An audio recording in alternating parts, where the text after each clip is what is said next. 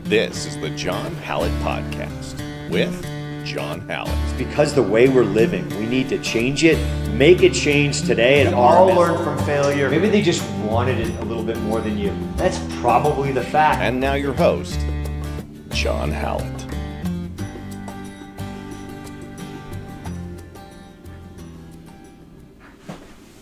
Hi everyone, thanks for joining me today.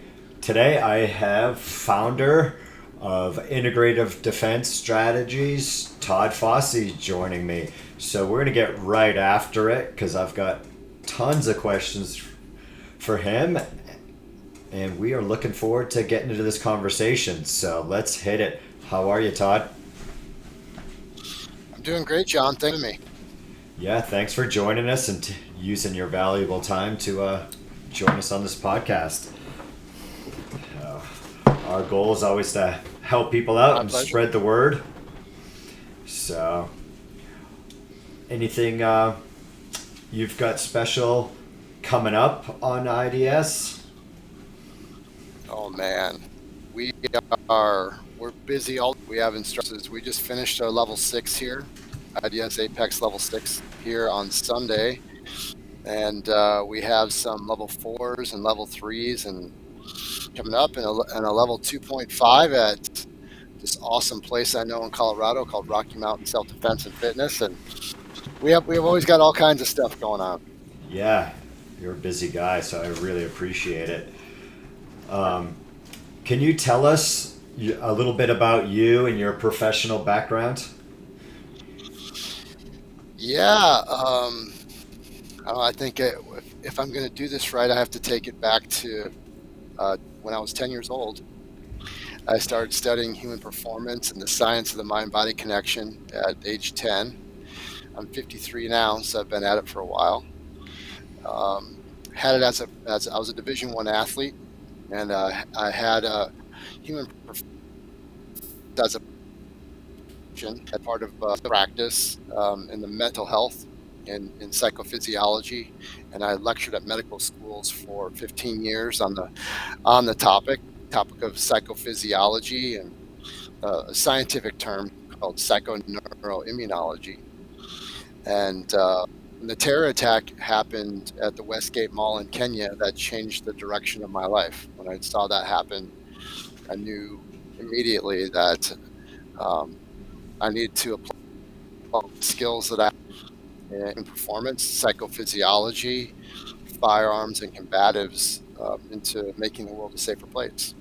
So I founded Integrative Defense Strategies, where we train regular people at a very high level how to defend themselves, those that they love, and other innocent people. So that's what we do. We have about 40 affiliates worldwide.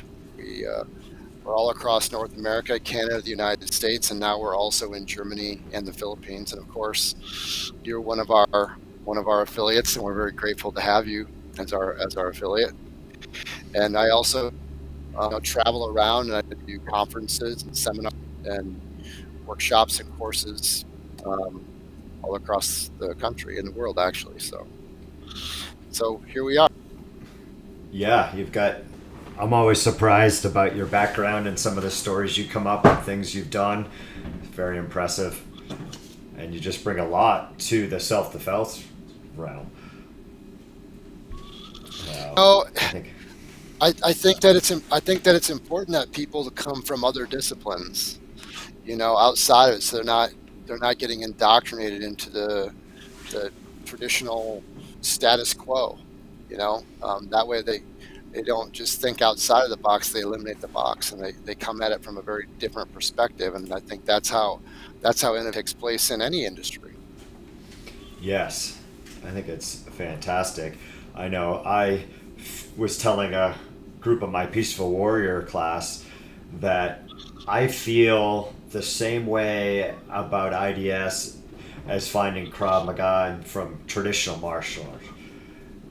It was an eye-opening coming from that traditional Hapkido, Taekwondo background, and then finding Krav Maga. And now I feel the same way about IDS. It just adds so much and gaps and fills leaks in the Krav Maga system, and especially as somebody that carries a firearm. I am like so thankful that I never got into any situation. So with before that, I thought I was more prepared, and I wasn't. So I thank you tremendously. Yeah. Well, thank you. For the benefit of the audience, I came up through traditional Krav Maga, and I started my firearms training, Krav Maga training, in the late '90s, and didn't take long for me to realize how outdated the methodology was, but also where the flaws were in the system itself. Are you having trouble hearing me, John? Am I breaking up? Oh no, it's just I'm hearing myself, so it's weird for me. Oh, okay. Like Josh has got me with headphones today, so I'm like, keep messing up. It's weird experience for me, so I apologize. Josh fixed it. Not at all. I get Sparkles actually did something. Hey, you two, I'm still here. Sparkle Sash. It's stuck. I just ordered him a T-shirt. We made him his own T-shirt. Sending you one for Christmas, Todd. Yeah. Sending Todd one for Christmas. He said he's going to send you one. We're going to add custom glitter to it. Elmer's glue and glitter. Yep.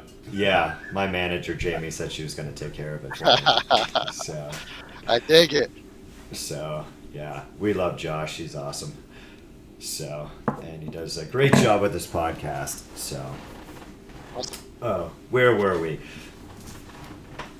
Finding IDS. It just has changed the way I've looked at training.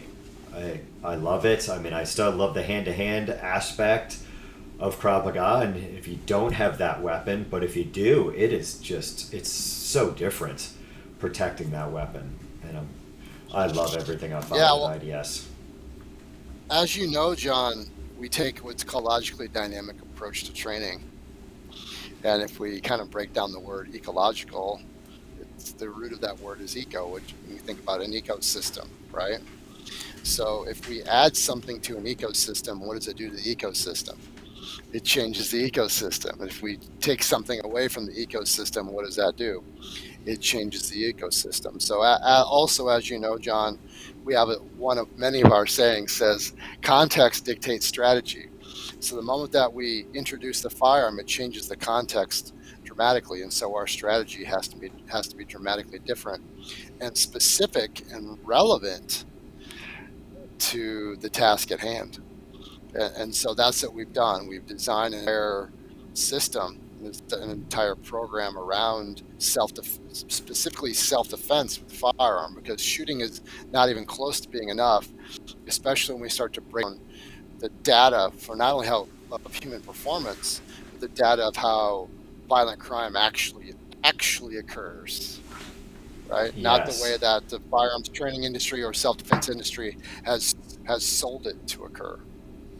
They've really built an industry around what their lack of knowledge is and what their lack of skill and low level of skill actually is.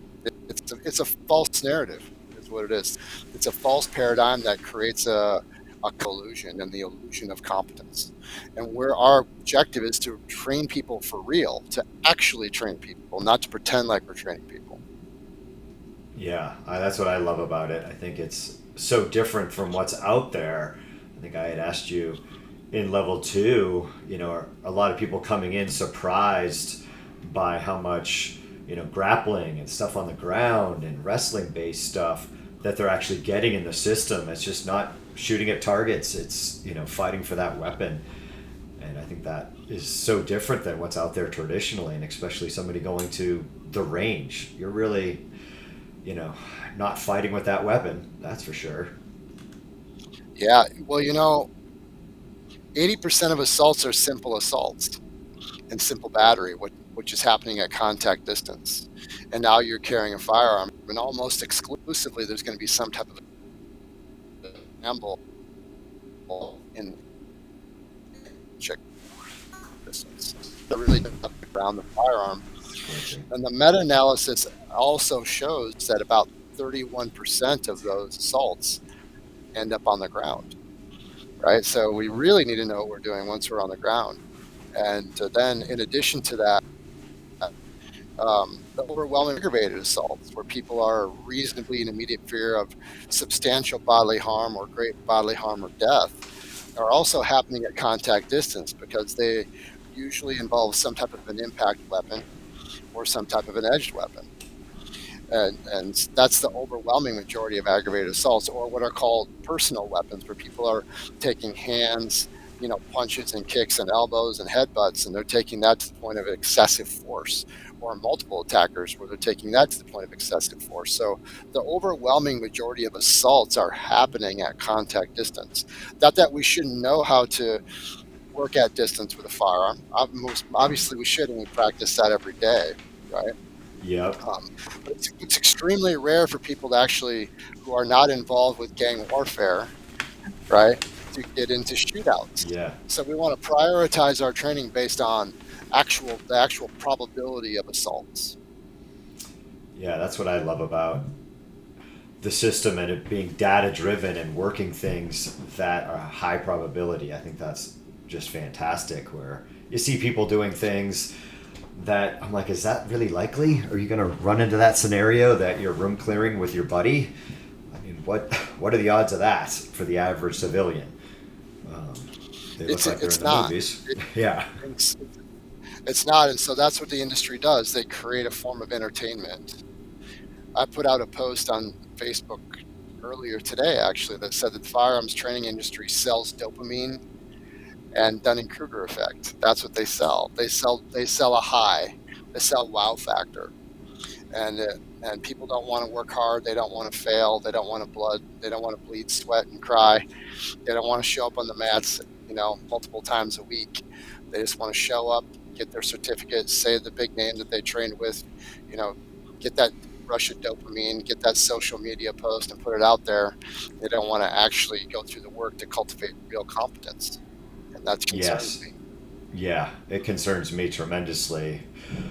Just for the safety of, my community, when people don't know how to work with their firearm, that, it's always kind of scared me of, any type of mass shooting, that, I just want to get myself out of there if I can, because I'll be afraid to be shot by another concealed carry holder before before law enforcement shows up, just because people lack training.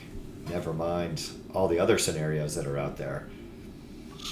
Yeah, it's actually, I think it's actually worse than that. I think it's worse than lacking training, because the people who are trained have a false sense of confidence, right? They suffer from that illusory superiority and believing that they can do far more than what they actually can, which is more dangerous in some ways than no training at all, right? Yeah, I mean, that's so true. That false confidence, I just wish people would train more. And I feel like if they're not, I mean, you're real. I mean, we've been putting some stuff out. Just if you have a firearm, like, you need to be trained. You need to be doing this stuff. You're going to be so much safer. You just got to put in the work. You got to do it. You can't, just talk about it. It's like, I hate when people just want to talk about it and say they have a gun and blah blah blah. They went to the range, like that's not it. Yeah, they train with some former special forces operator, and so somehow, some way, they got magic pixie dust rubbed off on them from someone who worked in a completely different context anyway, that has very little to nothing to do with what their life is on a day-to-day basis, or the types of interactions or violent interactions or critical incidents that they would face in reality, right? That's part of it. People in this industry have the habit of conflating two different things into one, two ideas into one. And it's not intellectually honest, it's not semantically accurate, and it's not morally objective. It doesn't pass the rigors at all of anything that would be considered to be scientific. Yes, yeah. I think that's, even with Krav Maga, sometimes people ask me if I'm military, but I've gotten more with IDS, and what's the background? Is it military? Blah, blah, blah. I'm like, this is civilian. This is designed for civilians. it's not a military system. What they're doing is a totally different context to what's going to happen to me, outside of a gas station or whatever the situation is. That's not the same. I think people in the industry or out there looking for training are always looking for, Navy SEAL, Green Beret, combat, this, and, all that stuff is awesome for what they're doing if you're going into combat. But what we're facing as civilians is just so different. But people are just drawn into that movie aspect. Like I said, it's a false paradigm. We just refuse to play that game. We specialize in the citizen defender. We've spent 13 years developing this, and don't get me wrong, we have more and more law enforcement who are really interested in what we do, and we actually have affiliates that are police departments and agencies, and actually one of our affiliates trains the SEAL teams using our program, right? Yeah. For their covert operations, but because when operators are covert, nobody knows that they're not a regular person, right? So the context is more similar. But that being said, we feel strongly that it's time to usher in a new paradigm, one that's more intellectually honest, that gets away from this, this fantasy that's being sold. So the big influences are going to be from the military, which has nothing to do with what we do, doesn't look like what we do at all. From competition shooting, which it looks nothing at all like what violence looks like, right? Or from law enforcement, and those contexts are completely different. We're not here to disparage those paradigms or those contexts. Those are important contexts, but they aren't. In the world of motor learning, there's something called representative task design. So we want to make sure that the things that we are training for are specifically representative to the types of things that we would actually be performing. Yeah, I love that aspect of what you do. It's fantastic. Those traditional shooting drills just aren't representing what you're going to be faced with somebody, with a knife or just making that decision. Like the short time that we've been doing IDS, putting students through different drills, and they're giving up their concealment. They're not running their OODA loop. They're not looking around and observing what's going on and making that decision to go for the firearm when they have a blunt object. They have a knife, they pull a knife, those type of scenarios. I think it's just fantastic. When and how, right? When and how to go for the firearm. So it's all about decision making, isn't it? It's all about decision making. And so the whole point of the ecologically dynamic approach to training, and by the way, the research supports this big time, that if you really want to improve performance, that you need to be combining your decision making with your motor skills at the same time. So essentially what the research shows is that we don't first practice skill development and then skill application. We actually want to practice with skill development and application happening simultaneously, right? So we hear it all the time in this industry. They'll say, train like you fight. But the reality is they're not training people like they fight at all, like not even a little. Yeah.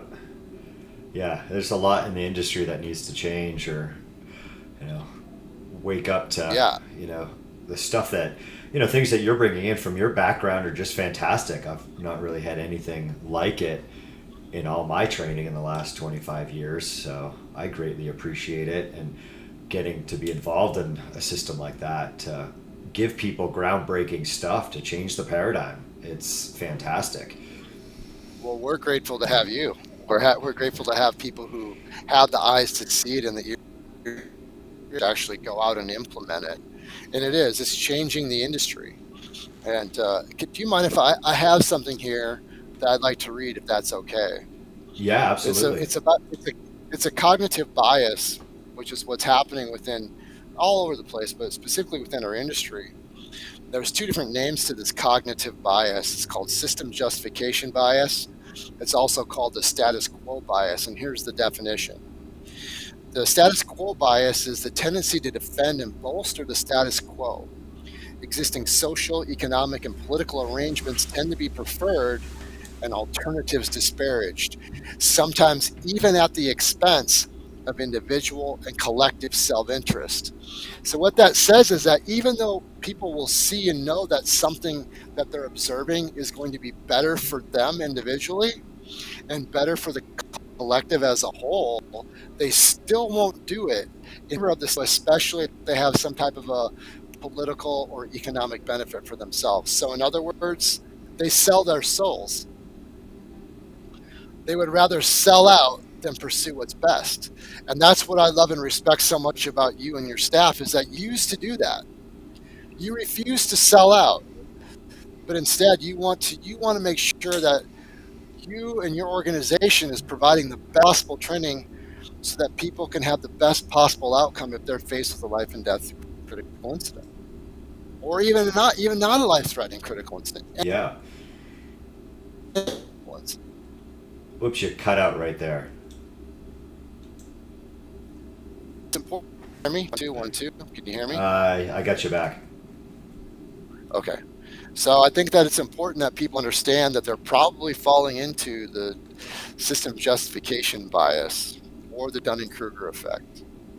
Yes. Can you tell everybody quickly about Dunning-Kruger that might not know what that is? Yeah. So the Dunning-Kruger is also a cognitive bias where people of low ability called an superior believe Whoops. that they're more than I think we're losing you there. what's called a check. We 1 lost 2 you, 1 Todd. 2. Can you hear me okay now? Yeah, we Now? lost Can you you hear me? right at... Yeah, I can hear you. We lost you right I at think the very beginning.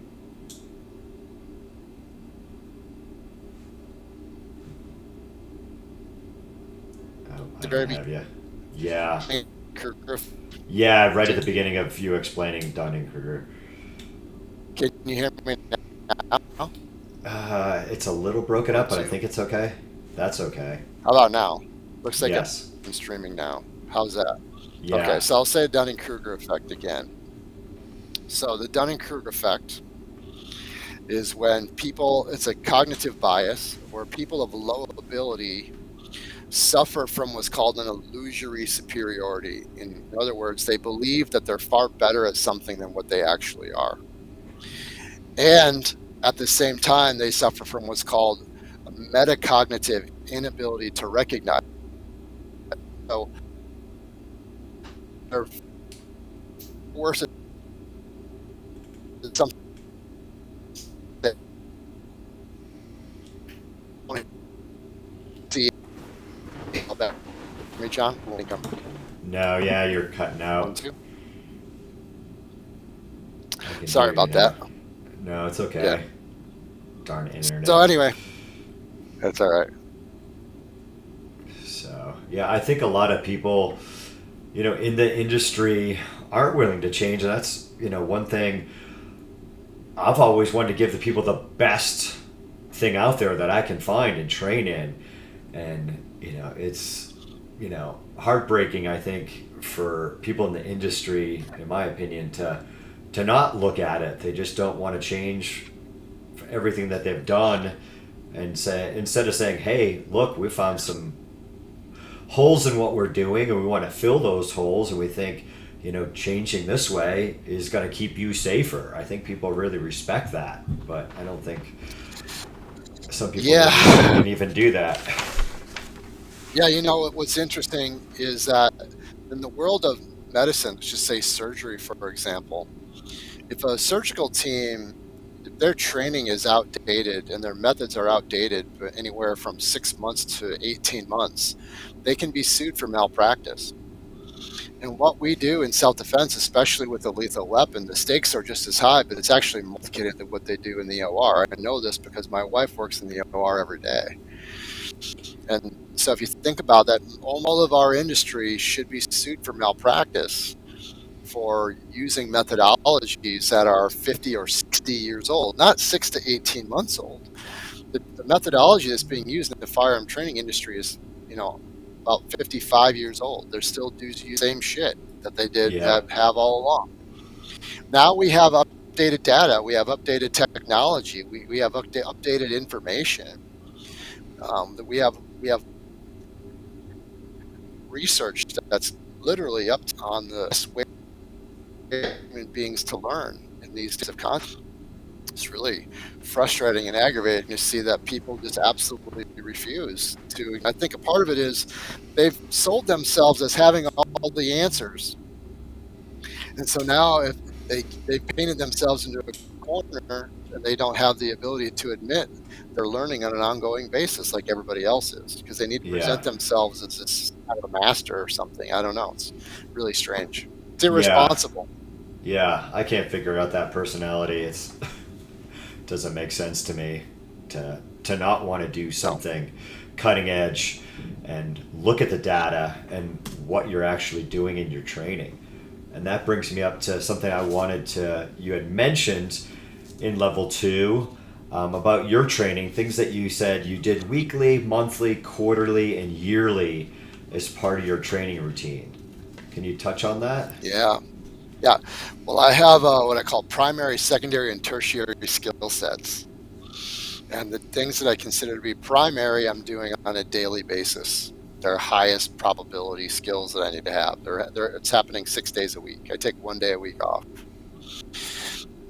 Actually, a lot of the things that I'm practicing once a week or twice. Sometimes I practice two or three times a week, or two or three times a week. Those are still primary skill sets that require a high volume of repetition in order for me to maintain a level of unconfidence.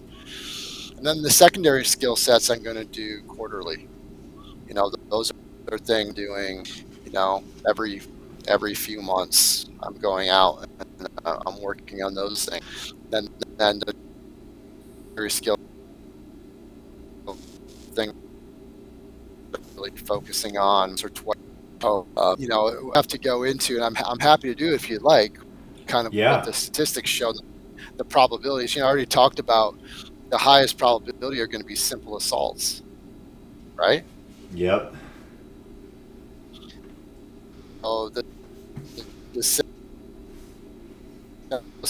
assaults are going to be the things that I'm going to punches and trying to slam me into a wall, or put hands on me and wrestle me in some way and overpower me in some way. So that's where I'm spending my time every day. And also the highest probability aggravated assaults, those are the things that I'm practicing on a daily basis, or things I'm practicing once, 2 or 3 times a week, depending on what it is that I'm talking about. So for example, edge weapon defense while I'm sealed, that's high probability aggravated assault. So that's something I practice defending twice a week against an impact and force trauma, things like that.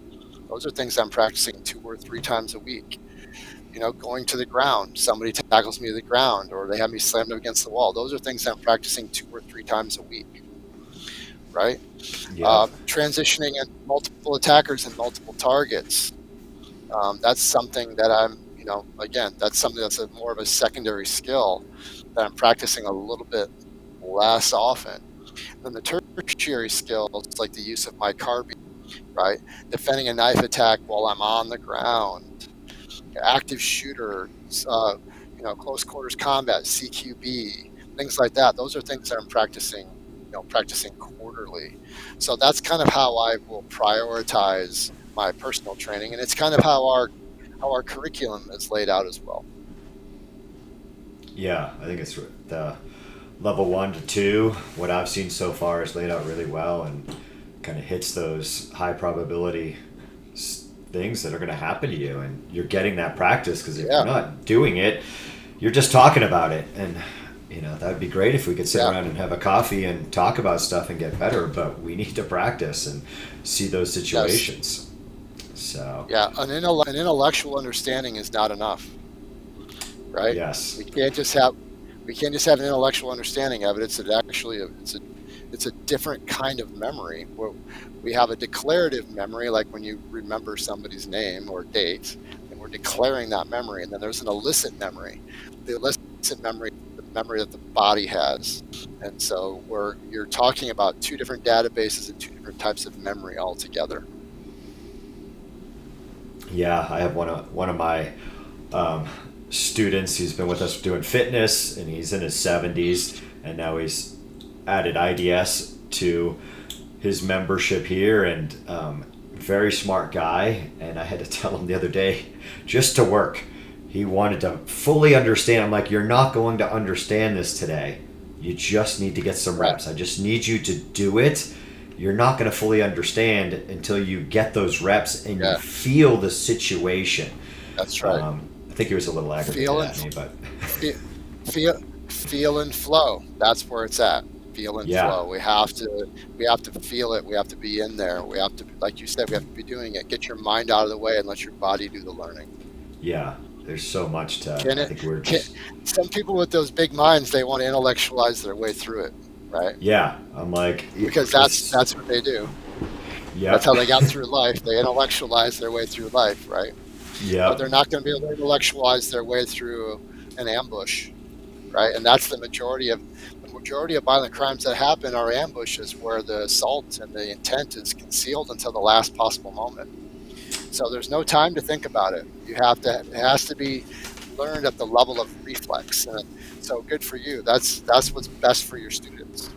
Yeah, and I think that kind of brings up to a question I had. I can't remember the term that you used for it, and I wish I could remember, and none of the guys can remember. I'm like, that's why you guys were at the training, so you'd remember stuff that I forgot. But, it is so common where we've got our potential victim and we've got a would-be attacker, and they get in this just verbal debate. The student is trying to de-escalate in a way, but they're now allowing the person to close distance, get the advantage. And I would tell people, look, I would have hit him like 10 seconds ago. Like, that fight was already like about to happen. What are you waiting for? It's the monkey dance. The monkey dance. Yes. Write it down. Write it down. Sparkle sash. Write it down, Sparkle Josh. sash. Monkey dance. Write it down. Write it down. It's the monkey. The longer that the monkey dance goes on, the higher the probability of force, the higher probability of it becoming a violent account. Actually, the more violent things become. So the faster that you can interrupt that either by conflict avoidance or de-escalation, which probably isn't going to happen if somebody's already made up their mind that they're going to use violence, you could actually attract more violence. So at that point, you're actually practicing deterrence, or you're acting preemptively if you can succinctly articulate your justification. For example, they were showing pre-incident indicators, they're showing pre-violence indicators, and they were imposing themselves onto you against your wishes. We don't have to wait we don't have to wait for them to throw the first strike. Right? We don't want to be behind the 8 ball. We want to lead the dance. We don't want to follow them. So if we can justify that preemptive strike, then that's going to be our best option. We want to go first. Yes, when exactly. we can. When we're justified. When we're justified and when there's real necessity. We're not saying that people should run around punching people in the face or attacking people. Yes. It's just the opposite of that. We're using force as a countermeasure to violence. Yep. Yeah, I always tell people, look, you got to change your tone. Like, be loud in here. Like, back off. If somebody's not complying with that, they're showing intent. They continue to move forward. You need to be able to articulate why you hit them, but you're in fear for your life, especially when it happens to women. I'm like, why did you get in this debate with this person? I'm gaining ground on you. I'm getting closer to you. You felt threatened. Because we've been socialized to be victims. Yeah, it's not polite. True. They don't want to. They've been socialized. They've been punished since birth for being rude. But the problem is that about 20% of our population falls into the category of antisocial personality disorders. And so they don't have empathy. They don't care about your boundaries. And so what happens is that those people who fall into that category of personality disorder, they exploit the good intentions of a good person, right? And so we've been trained to treat these people with with politeness, but they don't understand politeness, and so that's why they exploit everything and everyone around them. Yeah. Right? Yeah. Sometimes, yeah, people are just too nice, and they don't want to, even be loud. It's amazing. I mean, that's one thing we try to do in our kids class. I'm like, be loud. Don't sound like a little mouse. You sound like a victim. Be loud. Stand Raise up your for voice. yourself. Yeah. Assert yourself, create that boundary. But there's behavioral boundaries, right? There's nonverbal boundaries, there's verbal boundaries, there's physical boundaries, and that's one of the ways that we know who we're dealing with, because somebody who has empathy is going to respect those boundaries. Right? They're going to give you the distance that you want, the distance that you need, and they're going to probably apologize for making you feel uncomfortable. And if someone isn't willing to respect those boundaries, then that's a big clue and indicator for what you're dealing with. Right? You force them to show their hand, so now you can know what you're dealing with and what types of actions need to be taken. Yeah.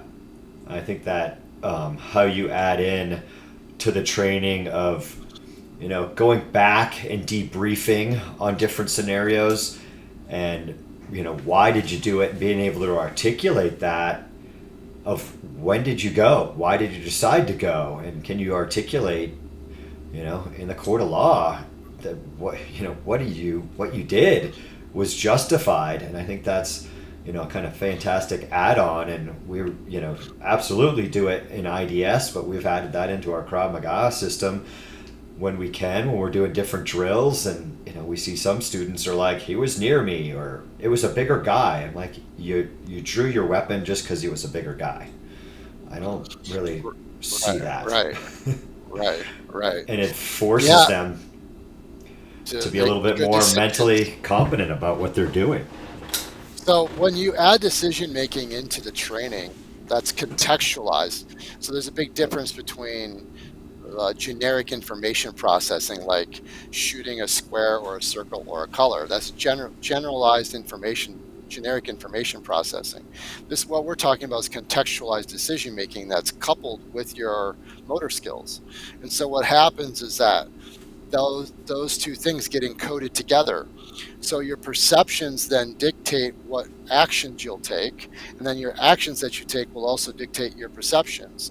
So the two are interdependent. They're integrated. That's why we have the name of our business is Integrative Defense Strategies.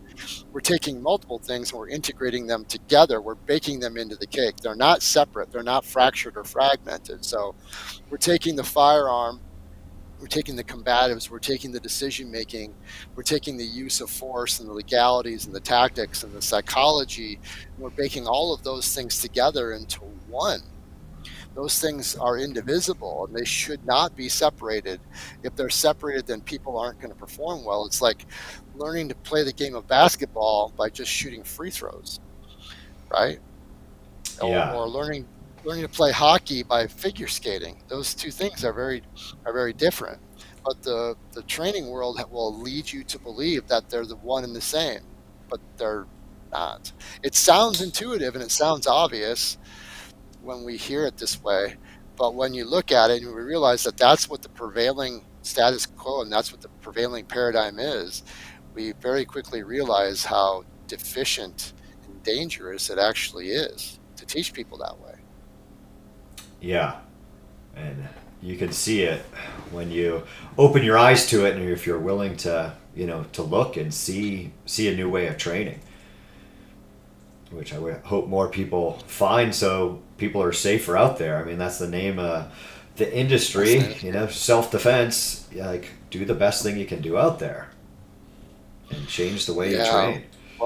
Right. Well, they've distorted what self-defense actually is. The industry has distorted what self-defense actually is, and they've turned it into a form of fitness, which is important, but it's not self-defense, and they've turned it into a form of entertainment.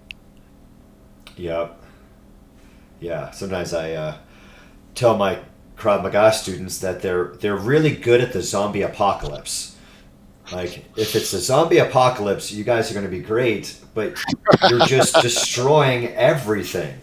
Like, that guy behind you was, you weren't going to kick that guy. It's just a guy behind you, and you're attacking him. It's a guy with a cell phone. It's, different things. I'm like, you can't just annihilate. I mean, it's it's funny. Actually, if I had the time, I might start another social media account, because there's a fantastic guy out there. I think it's on Instagram, Making WODs Great Again, and he makes fun of CrossFitters, which my wife thinks is hysterical, being a CrossFitter. But he really pokes fun at like all the good stuff. I mean, it's very funny, but there's a lot to be made fun of in the martial arts, of things that we've done. Like, I've done them, but it's realizing like, hey, this isn't the best way to train. Somebody taught you this, and it wasn't really the best thing. So, well, what's happened in terms of the what's happened in the industry is that instructors they're just going based on what they've been taught. They haven't really looked into the science of motor learning at all, and they're also going simply based on tradition and intuition, and those things don't even come close to the science of motor learning at all. They're so far off. It's comical. It's embarrassing. And that's your job. Your job is to know motor learning. Your job is to keep people alive and train them in the best possible way. So you might want to come up to date and actually do a little bit of research, either that or seek somebody else out who can share with you what that research is, which is exactly what you've done. Yep. Yeah, that brings me to something that you've talked about, motor learning. If anybody out there listening, is there a 101 book that you would like? That's a great place to start off as an instructor. I know you've got mountains of books, but that's what I've really done is I've created an aggregate of the 40 years of research that I've done, and all the textbooks and and experts, for lack of a better word, experts that I continue to learn from on that topic. But I would say, it's an overly simplified book. But let's see, what's the one I'm thinking of right now? It'll come to me. It'll come to me in a second. I've got so many going through my head all at once that the titles all end up blending together. All end up blending together in my mind. Now there's Make It Stick is one. That one just popped into my head. That's a great book. Make It Stick. The Talent Code. The Talent Code is another one. But I'll tell you, those are very introductory, and they don't really go into the science of this. What I keep talking about with ecological dynamics, representative design, and that's what people really need to understand when it comes to motor learning like this, because there's so many things that are baked into the cake at the same time. The reason why is because in our reality, in the reality of self-defense, the variables are unpredictable and unrepeatable, right? And so there's motor learning for predictability, things that are choreographed, right? Things that we know what we're going to be doing exactly. That's predictable. Then there's a semi-predictable learning environment and performance environment, and then the unpredictable performance environment and learning environment. And our environment is unpredictable and unrepeatable. So therefore, we need to train in a way where we can experience a lot of repetition without repetition. Let me repeat that. We learn to train in a way that requires repetition without repetition. So no two repetitions are the same. It requires us to make an observation and have true interaction so that we can really train to respond to the nuances of violence, because violence is filled with nuance. The variables are never the same twice. Yeah, it's so, things out there never happen the same way. Even when you try to get somebody to go back and fix a mistake, like, hey, let's go back, look at that again. Sometimes the attacker doesn't even do the same exact thing over again in the attack for that person to improve. They're always different. And the industry wants to standardize something that is not standardizable. It's not, you can't lasso a cloud, right? So we don't take a standardized approach. We take a non-standardized approach because it can't be standardized. And so that's why we focus on what's called performance-based training instead of outcome-based training, right? If it's a predictable environment and if you make it standardized, well, Therefore, you can train people to the outcome. But the reality is there's no outcome that you can prepare for. You can only prepare to perform. And so this is why we want to train in a way where there's a high level of failure, because failure is a biological requirement in order for competence to actually, for competence to actually occur. And so we get better and better at recognizing, as you mentioned, the OODA loop, that recognizing those variables and being adaptive to whatever set of circumstance that we find ourselves faced with. If we train in a way that is standardized and our environment is non-standardizable, well, that's maladaptive. That means that we aren't prepared to adapt to something that's fluid and changing and alive with real resistance in real time and compressed time versus an actual adversary where the context and the constraints that we're building are that are representative of reality. Yes, I think that's one thing I love about new students is sometimes just throwing them into a drill and go and figure it out. Yeah. It's way better. I just said it to a guy, I think on Monday. I'm like, look, you're not going to be the first person, and you're not definitely not the last. That I said just figure it out. The guy's taking a haymaker swing, and of course his partner's like, he doesn't know the blocks. I'm like, he doesn't need to know the blocks. He's going to figure it out. You're like, you might hit him once lightly, but he's going to figure it out. Dude, he's taking a swing at you. Yeah. Make some sort of defense and figure it out. Right. To borrow from my mentor, Greg Nelson, it's FSO, figure shit out. Right. And so the problem is the problem, right? What our industry does is it gives students the problem and it gives them the answer, and then they have them repeat the answer over and over again, but they never learn to solve the problem. So what we believe is it's important, and the research shows it's important that you put the problem first. Let them struggle to solve the problem and then guide them through the problem-solving process, which is called wayfinding in motor learning, so that the student has the opportunity to figure out how to do math. They're not just memorizing a math problem and repeating it.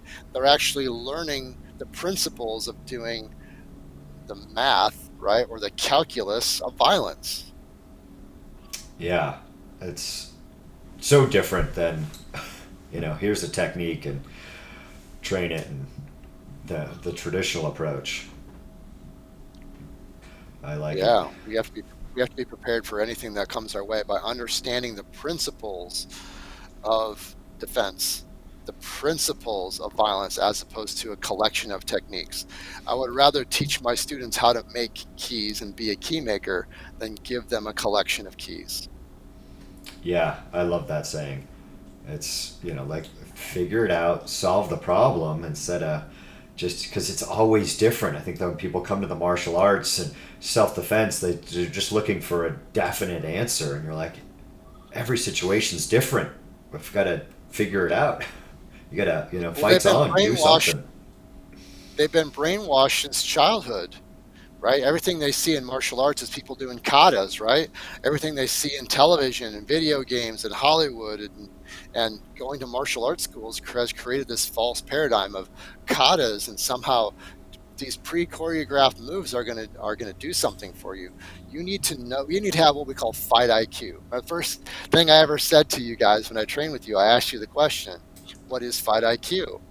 And so the whole objective is to teach students to have the IQ of self-defense. Yes. Yeah, that I really like that. So that they can make decisions. That's the goal. Whoops, you kind of broke up right after that. That's the goal. The more people that we have who are trained like this, the safer and the better the world will be, and the better human beings that we have, because they're practicing personal development through what we call positive resistance. They're intentionally putting themselves in a healthy form of struggle. That's what we want. Healthy form of adversity. We become better human beings that way. Yes, I think it's what's wrong with a lot of the culture and the depression and, people just on social media too much, all of this stuff that's going on. People don't want to get uncomfortable. They don't like failing, which there's so much failing in training. Like, great, you learned, you did, you tried something, it didn't work, whatever it is, you're just not that good. They want that. No, they want that instant gratification. They want that, right? They want that certificate. They want the social media post. They want the belt. They want the certain color T-shirt. They want these trinkets instead of wanting the actual skill and the ability. And so that's who we're interested in. We're interested in the people who want to cultivate skill for real, not for pretend, and then continue to cultivate it for the rest of your life. Yeah, it definitely is way more fulfilling. I constantly say, what I do. I mean, I was out to over somebody's house for dinner on Saturday that I had never met. My wife had known his for years, and he's like, at the end of the night, I said, well, what do you like doing? And I'm like, well, I like to hike and camp and off road, but basically what I do at my gym is what I really like to do. I love to, test myself and fight and test skills. And I love doing that. And of course it went into everything that we do here and IDS, and he's a hunter and long range shooter, and was extremely intrigued by IDS and what we do and how different it is. And it could see it really just sparked him tremendously, because he was a guy that did some long range shooting just to improve himself as a hunter, and his friend was trying to get him to go pro. And he's like, dude, I don't want to do that. I just want to be a better hunter. I just, was shooting with you and doing these things to be a better hunter. So, I didn't wound an animal. I took the right shot, and I was prepared for my hunt. And I thought it was quite Amen. Interesting that, Amen. yeah. And he's like, I don't want to just be a professional shooter. I want to go out there and do it for real. So hearing about IDS and the Citizen Defender program, he was quite intrigued, and, telling him about what we do. And it's just like, wait, that's different. That's not like what I've seen and, what happens at a range. And I'm like, look, just drawing from concealment is, a huge skill, and when to do that. And, you don't want to get caught up in your garment that we see, so many people do in training. It's doing those reps 100%. is just going to make you better and more prepared, worst case scenario. So If that's all you're doing, you're just going to a dance class. yeah, You're learning a parlor trick, right? It's not integrating any of the other variables at all. You're not learning to perform. And it's another thing that's a problem, is that that's practice, right? And a lot of people and a lot of instructors prepare people to look good in practice instead of perform. And teaching people to perform, there's a lot, it looks ugly. It's training, right? Because it's not perfect. The variables are way too, I keep talking about, because the variables are way too random and rapid and violent and chaotic. It's not going to be perfect and pristine and beautiful, but people have been, again, they've been brainwashed and indoctrinated to believe that it looks a certain way, because the big name instructors say we train people like they fight, but the reality is they don't. yeah, it's definitely out there in the Not even world. close. Yeah, Those instructors don't even possess the skills to fight. They don't know Yeah. how. They just pretend like they do. Because who in this industry wants to admit they don't know how to fight? So they'll imply that they do. yeah, definitely. Show me. Don't tell me. Yeah. You saw, the videos we were posting from level 6. Almost all the videos we posted from level 6 were us going live. Level 2 also, when you were at, Yeah. we go live. Yeah. We don't always, we still edit videos, don't get me wrong, but we don't edit together a whole bunch of highlights and stuff. Like when I'm training, I'll show you me training and going through the process, right? And same with when we're running an instructor course, we just go live. So we're not hiding. We're showing you exactly what's happening in real time. Everybody has a live button on their damn phone. Yeah. Just push it. That's simple, right? What are you hiding? Yep. Yeah. What are you And hiding? so many. Unless you want to put together a choreographed highlight reel, right? Yep. Yeah. And that's good advertisement, but it's not real. I think some of those ones, actually, I just had a student go, somebody did this in one of your videos. I'm like, they might have been failing. I'm not sure which video you're talking about, but I don't always show the best stuff, and that's for years. I mean, I have students that are like, "Oh, why'd you put that video on there?" Like, you were exhausted and tired. Who cares? Like, you were in a test. You see what can happen with social media? Oh, it's You have terrible. these people who have sold their soul. What they're doing is they're creating an unrealistic your student had an unrealistic expectation performance of extreme stress and compressed time. Failure is going to happen. You watch the best fighters in the world. There's a decent percentage of their fight that's failure, and they're the best in the world. Yeah. Because it's just hard. Yeah. Again, they've been trained, they've been brainwashed to believe that this looks a certain way. And good for you. Put theirs out there.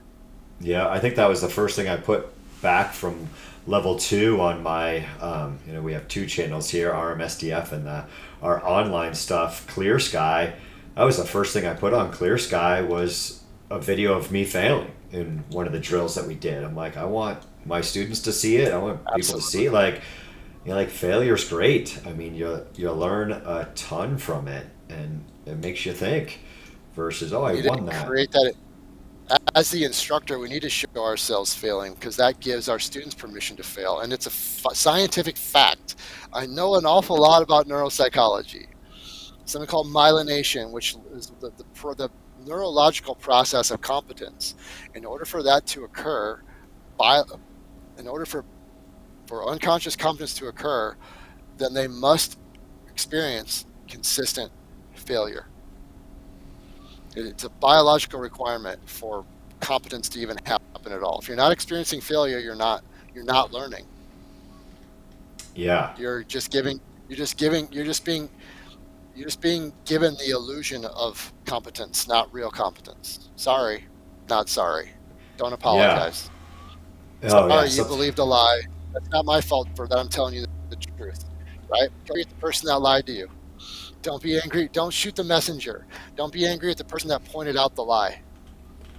Yeah, it's something that drives me crazy sometimes, even with students, that like a knife attack, I'll see them miss, like they're coming right at, and they'll miss the person. And I'm like, what are you doing? Why are you doing that? And sometimes like it's unconscious. What's that? Yeah, it's exactly.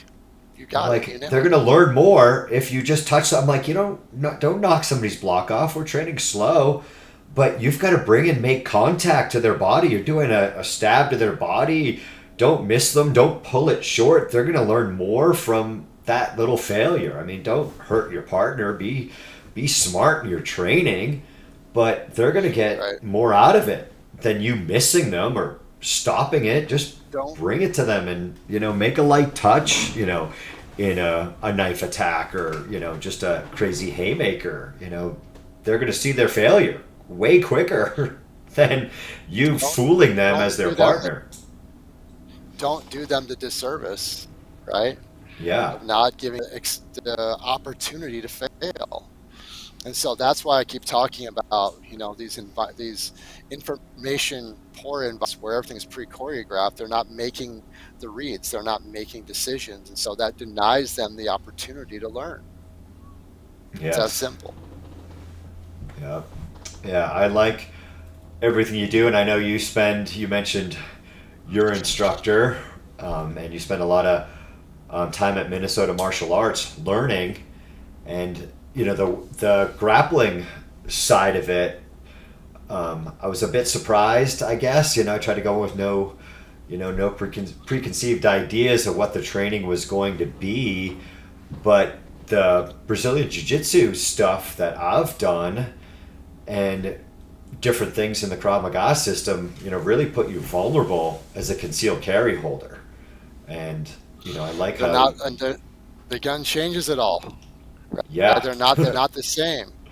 They're not the same. The context dictates the strategy. And so, as you know, John, we've created algorithms, right, around the firearm. So the strategy that we take is not Brazilian Jiu-Jitsu, right? We borrow from different grappling arts. Primarily on our feet, we borrow from Greco, Roman wrestling on our feet. and some judo too, because we don't practice takedowns. We practice dumps, trips, and sweeps because we want to remain standing while our adversary goes to the ground. And if we do go to the ground, we're not practicing jujitsu. One, we want to get on top. We're not going for submissions, right? We're going for a control position. We need to monitor arms and hands. We're on dangerous surfaces. There's probably multiple attackers. We need to feel and be able to access our weapon if we need it. We need to prevent them from getting their hands on theirs. And the list goes on and on. We have to practice we have to practice the legalities governing the use of force. So I have to use the appropriate level of force. Like someone throws me, I just take them down, and now I'm using excessive force, right? So the decision making and the strategies are dramatically different. Yeah. And so this is why we think it's important for students that. Whoops. I think I lost you a bit there. Too much.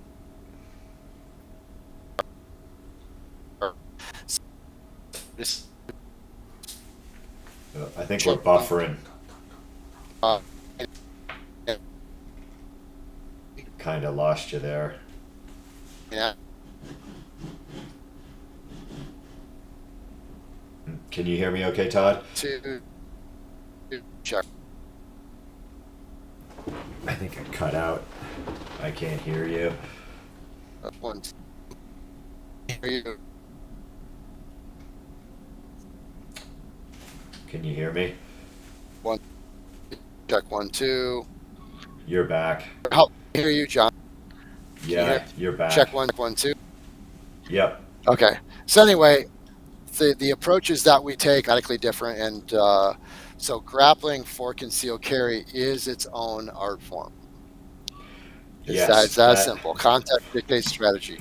Yeah, that just tops off anything that we miss, because it is, I mean, Muay Thai, boxing, Krav Maga, whatever it is, BJJ, wrestling, it just changes when you have that firearm on you, and it is its own system. It's, borrow and use what works out there, but, all that repetition of doing a sport and, type of stuff, or even just positions that you're in Krav Maga with that weapon, it puts you vulnerable. Like, that's not the best thing, and it is its own system when you talk about things. And I think a lot of people want to blend what they're already doing. The most basic thing changes because you have that firearm on. Basic change when you're on a dangerous, even the most basic thing, weapons are in any way, shape, or form, or if there's multiple attackers, or when you're practicing, the rules that govern the use of force. That changes all of it. So how we move will change just because we have a weapon in play in a weapons-based environment. Yes. Yeah. I strongly encourage anybody out there listening that is not familiar. You should really check it out. Don't fool yourself.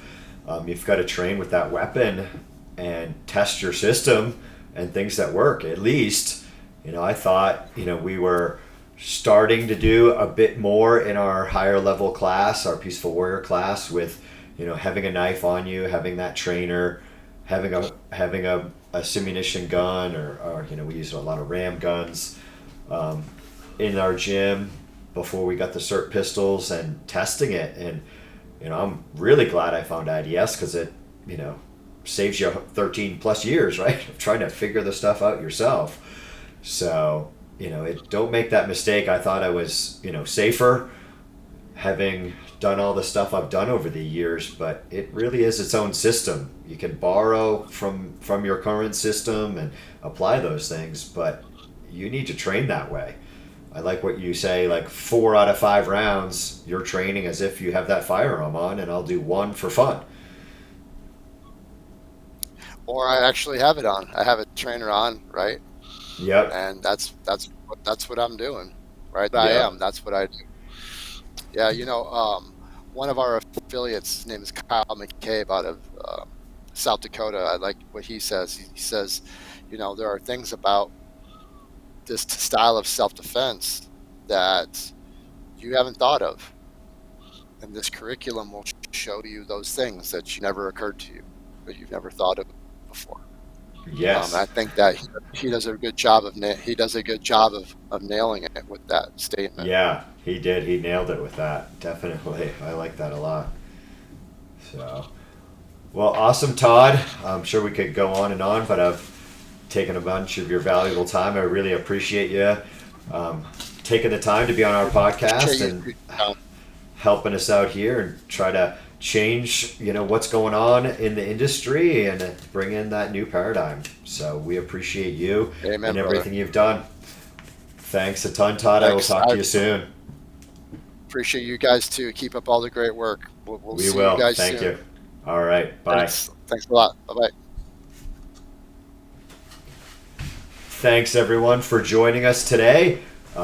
Again, a big thank you to Todd Fossey of Integrative Defense Strategies. If you're looking for some training, you can check out rmsdf.com. We would love to introduce you to the system. Take care and have a great day.